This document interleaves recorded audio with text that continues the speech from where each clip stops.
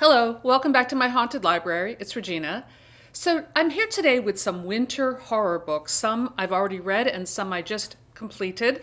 So I thought I would give a little bit of a survey of some winter horror books, which are some of my favorite because I love reading horror in the wintertime. It's just so cozy to be next to a fire when there's a little snow outside and you can kind of curl up and get lost in a wonderful story. And speaking of snow, we just got bombarded by a snowstorm yesterday, a few inches.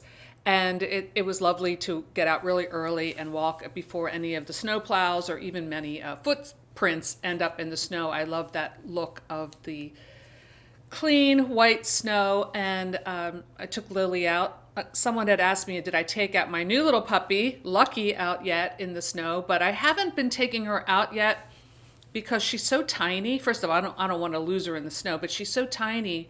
And I'm not just being paranoid about this because my vet even warned me about this. Especially in my town, we have a lot of predatory birds, hawks, eagles. I even saw a falcon. They're around, and ever since, and believe me, I love looking at them. The first time I saw a bald eagle swoop in close to my town, I was overjoyed. And since COVID, they've come in even more. I see hawks now like I've never seen before flying over my house. So the reason I say this is because Lucky is so tiny. She's like the size of a squirrel, but a lot slower, that I would just worry about that. And so she's in my house and making a big mess, and she's adorable and still torturing Lily. But Lily's starting to come around. She's playing a little more with her, and she'll be fine. It's just hard because Lily has been number one for 12 years, and she's still number one always. So let's get to some books. I've been reading some stuff, and some stuff mostly from my own bookshelves, which is nice. So let's take a look. So the first book I really enjoyed a lot, and that is a book that I've had on my shelf probably for a year. And I have another one of her books, which I will read soon because I really like this one a lot. And that is Voices in the Snow by Darcy Coates. This book was excellent. I know that Merce over at Harpies in the Trees has been doing a lot of videos about this author for a while, which is why I bought the books. And it's just one of those things, and there are a lot more, believe me, that I have up there that I haven't read, but I finally said, you know what, I'm going to read this, and I loved it. I loved it. This is the first book number one in the Black Winter series, so I do intend to keep going with this. This came out in 2020, and yeah, so relatively new for the kind of stuff I read. It started out almost like an apocalyptic story, which I was a little bit like, because I don't like those types of stories, which I'll get to later, because I started reading another one of those, and I'm just not really into like the apocalypse setup. I don't know why. I've seen it done well, and I've seen it done not so well, but it feels a little bit like a tired trope at this point, especially on like TV and stuff. But anyway. But then it quickly gets into something else. So it's about this young woman named Claire who is trying to escape this apocalypse that's going on. There's something that there's a virus. People are getting wiped out. She's trying to get to a safe place in a cabin and hook up with her sister. And communication gets cut off, and she ends up having an accident, and she gets... I mean, the setup is it's been done before, but she ends up going to this old Gothic mansion that's in the middle of this like primeval forest, and a very interesting young man lives there alone in this crumbling mansion. So immediately it goes from apocalyptic into my sweet spot, and that's Gothic horror. So I loved where the story went. It gets into this Gothic romance, very slow build. I would definitely say this book is modern Gothic, and I loved it. This book succeeded in a way that I don't think Mexican Gothic did, and they were similar, because that's the Gothic trope. You have sort of a young, usually innocent heroine showing up at some crumbling mansion where there are some eccentric characters, and maybe a very handsome eccentric character, as this book has, who's very intriguing but a little scary, a little off-putting. There's creepy things happening inside the house. There's a bit of a mystery going on, and she can't really escape. In this situation, she can't escape because of the snow and also some injuries that she has. So you see like her having some physical injuries from her car accident, and this intriguing young man who lives in the mansion who's kind of from another time. So this young man, I keep wanting to call him Dorian, but I think it was Doran or Doran, nurses her back to health, and they begin to be trapped together. And of course she tries to escape. It's all the typical tropes, but done in a really good way. And her writing is excellent, and I really got an atmospheric feel from this book where I felt all of the cold, the wind gusting against the windows, rattling in the window panes, and all of those descriptions that, you know, we come to love about this type of book. So I gave this one 5 stars. Highly recommended if you like gothic horror, which I do. I love it. So if any of my fellow booktubers would like to do a Darcy Coates buddy read with me, maybe E.D. Lewis, I'm looking at you, just let me know in the comments below or send me a message. I would love to do one in this 2022 year that we find ourselves in already. So the next winter horror book I read was something I pulled off my shelf. So I didn't buy any of these new, which is a good thing. And this to me was the quintessential 80s paperback from hell read with an amazing cover. Unfortunately, just the act of reading it kind of damaged the cover a little bit. I would love to buy a more pristine copy of this at some point. But this is Blood Farm by Sam Siciliano. And they have the cover artist Hector Garrido credited for the cover art, which is spectacular. Yes, that's a mansion with a little bit of a skull face on front. And yes, that is a hearse. And this type is raised and bleeding. It's just great. I just love this old cover art. And this color blue and this color red are like my favorite color combinations. So this book. All right, so let's see what this is about. This actually was better than I thought it would be, because when I looked at it had like a 3.3 rating on Goodreads, and I'm like, but I really liked it. But that doesn't mean that you will, because I have weird taste when it comes to these schlocky horror books. This one definitely fit the bill. So it's Mike. It's about a guy named Mike, a friendly Vietnam vet driving a hearse for his uncle, picks up Angela, a half-frozen hitchhiker, on her way back to college. Okay, so it starts off like your average horror film from that time. When a blizzard makes the road impassable, Mike and Angela spend a night of terror and passion. And let me tell you, there's a lot of passion in this book. At Blood Farm, a night they will never forget if they survive. So this book is basically broken up into 2 parts. I have to say the first part I liked better than the second part. So the first part is Mike and Angela, and he does drive a hearse, and like he's picking up a body for his uncle's funeral parlor business. And I actually had a boyfriend in high school whose family had a coffin factory. That's a whole story about that, but you know, so it's not that far-fetched is my point. But he drove a Camaro.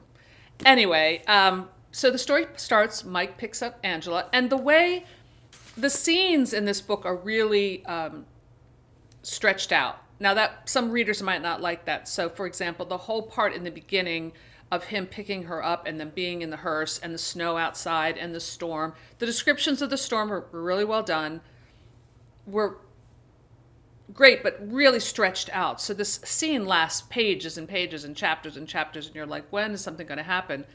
They find this guy who's like practically frozen in the snow and throw him in the back of the hearse, and they're going to try to, you know, save him because he's freezing to death. And then things start to pick up. They end up going, so again, we're in this horror world where it could be Texas Chainsaw Massacre at this point, with the hitchhiker and everything. So they end up at this farm. Now, it does take place right on the cover in Iowa. It's even called an Iowa Gothic. Just a little bit about the author. Sam Siciliano, the vampire legend gets an unexpected incarnation in Iowa, and Sam Siciliano's first Gothic horror novel. With the frigid, merciless cold of the winter set against the warmth and passion of the protagonist, Sam has created a spellbinding read. Away from the typewriter, Sam is a software programmer, and his hobbies include classical music, opera, hiking, and cooking, all of which he enjoys in the state of Washington. I really like this. So they end up in this very scary farm where they're going to pick up this coffin. That's right. So this was Mike's destination. And the man who lives there is this Dr. Blut. I don't know if I'm pronouncing it right, but it's blood in German. Maybe someone could spell it out phonetically or for me in the comments. But he has a farm that is creepy as hell. It's cold. That's the thing about this story. It really, like Darcy Coates' book, but at least Darcy Coates' book, there's some warmth in the lover's embrace, let's say, and by the fire. In this book, it's just cold all the way through. It does have a lover's embrace, however, and there is I'm going to call it a love scene, not just a sex scene, but there's a scene early in the book that goes on, I don't know, it's like an entire chapter or more of like their positioning on the bed and the whole thing. And that's another thing you don't see too much in current horror for some reason. You don't really see these elaborate love scenes or erotic scenes. I mean, I guess in some books you do more romance. I don't know. Let me know if I'm off base here, because it seems like the older books from the 80s seem to have more sex in them. Let me just say that. I think maybe that was something that, sold, and now it doesn't sell as much. I don't know. Let me know what you think. Or it's different.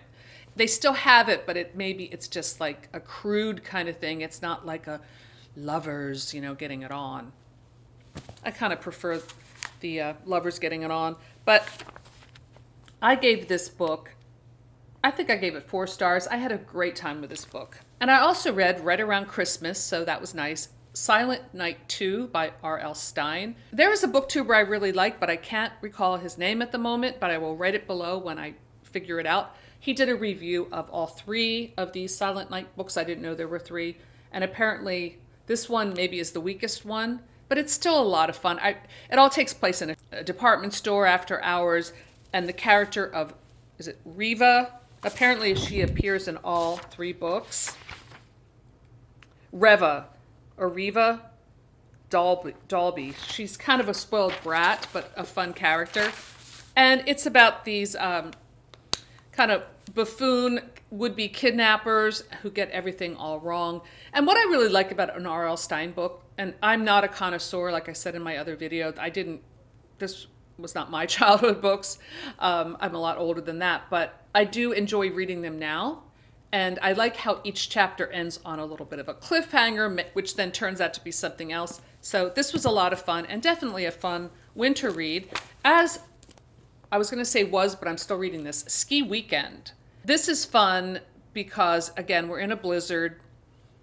Some kids are on a ski trip. Their car breaks down. They end up in some weird chalet with a couple, and they're acting very strange, and there are shotguns. And that's as far as I got. I'm still reading this one, but I'll probably finish it today. But I really love this cover, and the descriptions of the blizzard were great. It definitely put me in the mood for winter horror. So I have a few more recommendations. Oh, there's one more book. And this might be my first DNF for the year. I don't like to DNF books, and I am half through. I'll probably finish it, but it's one of these things where I just am not enjoying the book. This is called Feral by James Demonaco and B.K. Evenson, from the writer-director of The Purge. So, I've never seen The Purge. Isn't that a zombie franchise or something? See, this is why I'm not enjoying this book. I don't like zombie movies. This came out in 2017. You can see that little Lucky already started biting the bookmark. Okay, so this book, again, we're like in an apocalypse. I mean, I thought that it started out very fun as far as a quick action-packed.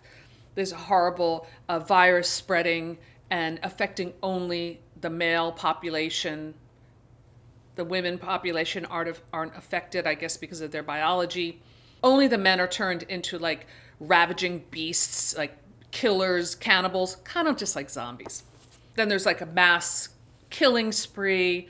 Some of the women are able to escape and form like encampments. The protagonist starts out as sort of an innocent high school girl, and then 3 years later, she's like, she's all like buff, and she's got, weapons, and she's covered with the blood of they're called the ferals. They used to be men and now they're monsters. She like covers herself with the blood they can't smell her. It's like that kind of thing. And if you like that story, I don't mean to be glib and make fun.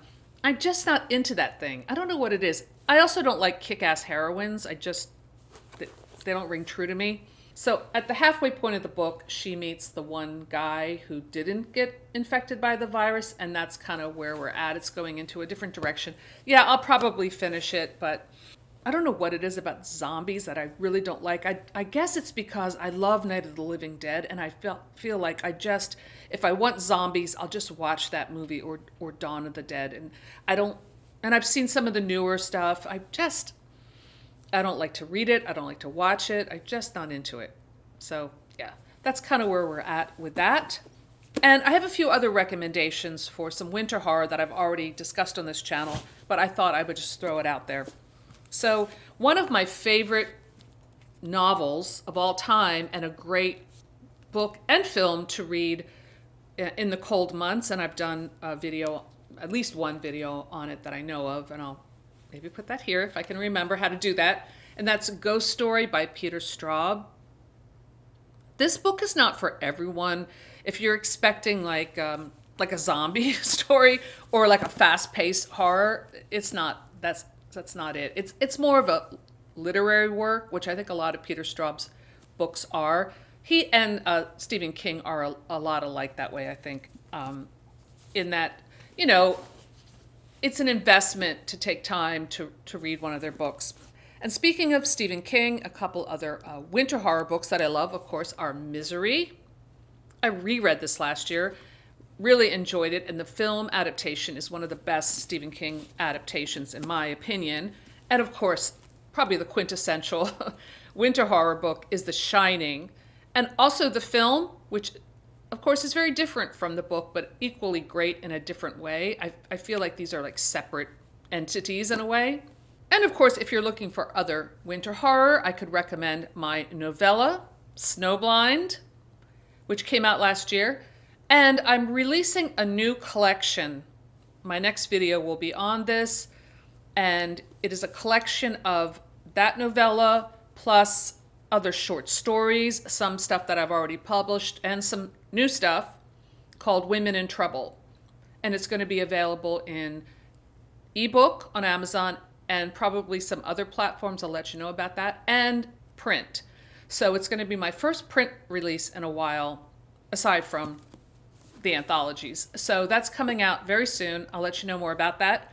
And speaking of anthologies, Served Cold. Served Cold is a great winter horror experience, and the reviews have been coming in. People are really loving it, and people have remarked that this, and it's true, these stories go all over the place. We go to the moon, and we go to the depths of the ocean, and we go to Antarctica, and we go to parts of Europe and the United States and all over the world, really.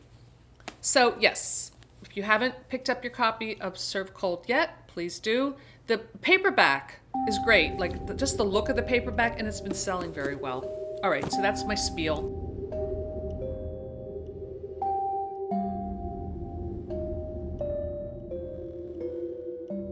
So it's great to see everybody. I hope you're having a wonderful New Year so far, and I will see you soon in the Haunted Library. Bye.